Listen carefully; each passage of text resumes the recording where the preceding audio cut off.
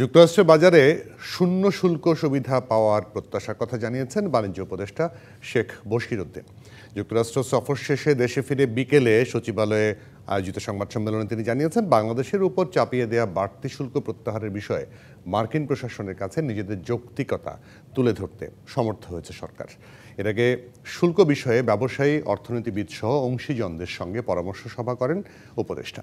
বিশিষ্টজনদের কাছে শুল্ক বিষয়ে মতামত চান তিনি। পরে উপদেষ্টা জানান, প্রয়োজনীয় প্রস্তুতি শেষে আগামী সপ্তাহে আবারও যুক্তরাষ্ট্র যাবে সরকারের প্রতিনিধি দল। তবে এ সময় দর কষাকষিতে ঠিক কী বিষয় নিয়ে দুই দেশের সরকার আলোচনা করছে তা জানাতে অস্বীকৃতি জানান বাণিজ্য উপদেষ্টা। বলেন, অতি গোপনীয়তার চুক্তি থাকায় দর কষাকষির শর্ত গণমাধ্যমে আলোচনা করা সম্ভব নয়। তবে মার্কিন প্রশাসনের চাপিয়ে দেওয়া শুল্ক নিয়ে সরকার সর্বোচ্চ সতর্ক বলেও জানান তিনি।